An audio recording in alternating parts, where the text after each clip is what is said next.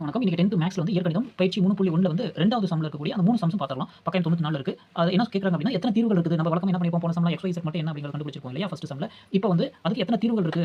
தீர்வுகள் இருக்குதா இல்லையா அப்படிங்கிறது தான் கொஸ்டின். ஸோ இதுல ஃபர்ஸ்ட் கொஸ்டின் வந்து அதிலே கொடுத்துருக்காங்க. கொஸ்டின் நல்லா ரீட் பண்ணிக்கங்க. ஸோ எடுத்துருக்க ஈக்குவேஷன் 1, 2, 3 சால்வ் பண்ணியாச்சு. இதுல எக்ஸ், ஒய், இசட்ல கண்டுபிடிக்கலைங்க. ஏதாவது ஒரு தீர்வு வந்தா கூட ஓகே தான். ஸோ 1, 2 ஆட் பண்றோம். ஸ்டார்ட் பண்றப்போ y கேன்சல் ஆயிடுது. அதுல ஒரு ஈக்குவேஷன் கிடைக்குது. Equation number 4. ஸோ இதுல வந்து 3வது ஈக்குவேஷன் 2ஆல மல்டிப்ளை பண்ணி வச்சிருக்கோம். ஏன்னா இங்க வெறும் 4th ஈக்குவேஷனும் 3rd ஈக்குவேஷன் இங்க x, z இருக்கு, இங்க x, z இருக்கு. ஸோ அதனால 2 மல்டிப்ளை பண்ணிருக்கோம். ஸோ x கேன்சல் ஆயிடுது. ரெண்டு பக்கமும் எல்லாமே கேன்சல் ஆயிடுது. ஸோ அப்போ வந்து இதுக்கு என்ன ஆகும்னா, எண்ணற்ற தீர்வுகள் இருக்கும். நிறைய x க்கும் y க்கும் என்ன வேணா வேல்யூஸ் இருக்கலாம் அப்படிங்கிறது தான் இதுக்கான ஆன்சர். ஸோ இந்த சம் இதை மாதிரி எழுதிட்டு இந்த கொடுக்கப்பட்ட சமன்பாட்டுக்கு எண்ணற்ற தீர்வுகள் உள்ளன அப்படிங்கிறதுனா ஓகே தான்.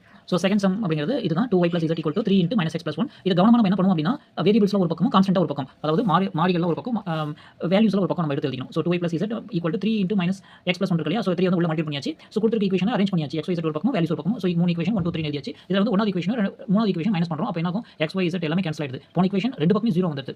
கரெக்ட்டா? பட் இந்த ஈக்குவேஷன் வந்து ரைட் சைடு வந்து வேல்யூஸ் காமிக்குது. அப்போ தொகுப்பு வந்து ஒருங்கமைவற்றது. மேலும் இச்சமன்பாட்டுக்கு தீர்வே கிடையாது. ஏன்னா x, y, z இருந்தா தானே நம்ம வேல்யூஸ் கண்டுபிடிக்க முடியும். x, y, z இல்ல அப்படின்னா வேல்யூஸ் கண்டுபிடிக்க முடியாது. ஸோ அப்போ இந்த சம்முக்கான ஆன்சர் அப்படிங்கிறது தீர்வுகள் இல்லை அப்படிங்கிறது தான்.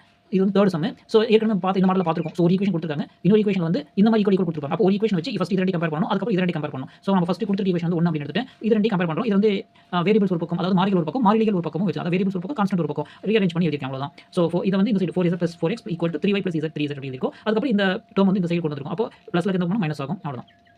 ஸோ இதை வந்து ஈக்குவேஷன் நம்பர் 2 அப்படின்னு வச்சு அடுத்தது வந்து இந்த ஈக்குவேஷன் கம்பேர் பண்ணுறோம். அவ்வளோதான். ஸோ இந்த ஈக்குவேஷன் கம்பேர் பண்ணி இதே சேம் ப்ரொசீஜர் 2 இந்த சைடு போய் ரெண்டு நம்பர் மல்டிப்ளை ஆகும், 4 இந்த சைடு போய் ரெண்டு பக்கம் மல்டிப்ளை ஆகும். ஸோ ஒரு ஈக்குவேஷன் வந்து நம்மளுக்கு வந்து கிடைக்கும். ஸோ அந்த ஈக்குவேஷன் நம்பர் வந்து நம்ம 3 அப்படின்னு எடுத்துக்கிறோம். ஸோ ஆல்ரெடி இப்போ நான் 3 ஈக்குவேஷனுமே ஃபார்ம் பண்ணி வச்சிருக்கேன். ஸோ 1, 2, 3 அந்த ஃபர்ஸ்ட் ஈக்குவேஷன் ஆல்ரெடி அங்கே கொடுத்துருக்கிறதா. இப்போ ஃபர்ஸ்ட் ஈக்குவேஷன் வந்து 3ஆல மல்டிப்ளை பண்ணிருக்கோம். ஸோ மல்டிப்ளை பண்ணி 3x + 3y + z = 81. So second equation அப்படியே வச்சு ஸோ ஆட் பண்ணாவே ரெண்டு கேன்சல் ஆயிடுது. 7x 3x + 4x அப்படிங்கிறது 7x + 4 3z + z = 4z = 81. So இப்போ நம்ம என்ன பண்றோம் அப்படின்னா, 1வது ஈக்குவேஷன் வந்து 2ஆல மல்டிப்ளை பண்ணி ஒரு ஈக்குவேஷனையும் செகண்ட் ஈக்குவேஷன் சால்வ் பண்றோம். ஸோ ஆல்ரெடி 1, 2 சால்வ் பண்ணியாச்சு. அதே மாதிரியே தான் ஸோ 1, 2 சால்வ் பண்ணிருக்கோம். இப்போ 1, 3 சால்வ் பண்ணலாம். ஓகேவா? ஸோ 1வது ஈக்குவேஷன் 2 சால்வ் பண்ணி ஒரு ஈக்குவேஷன் கிடைச்சிருக்கு x, z டேர்ம்ல. அதே மாதிரி 1, 3 சால்வ் பண்ணி x, z டேர்ம்ல ஒரு டேர்ம் கிடைச்சிருக்கு. ஓகே. இப்போ 4 இப்போ நம்ம 4 - 5 இது ரெண்டையும் மைனஸ் பண்றோம். ஸோ இது வந்து x ஓட வேல்யூ கிடைச்சிருக்கு. ஸோ இதுக்கு வந்து என்ன பண்ணலாம், ஒரே ஒரு தீர்வு இருக்கு. y, z வேல்யூஸ்ல கண்டுபிடிக்க தேவையில்லைங்க. ஸோ தீர்வு இருக்கா இல்லையா அப்படிங்கிறாங்க. ஸோ ஒரு x க்கு ஒரு வேல்யூ இருக்கு, y க்கு ஒரு வேல்யூ, z ஒரு வேல்யூ இருக்கு. ஸோ அவ்வளவுதான். ஒரு தீர்வு இருக்கு அப்படின்னு சொல்லிட்டா கொடுக்கப்பட்ட சமன்பாட்டிற்கு ஒரே ஒரு தீர்வு உண்டு அப்படின்னு சொல்லி எழுதிட்டா முடியுது. அவ்வளவுதான். ஸோ நெக்ஸ்ட் வந்து அடுத்து பார்க்கலாம். Thank you.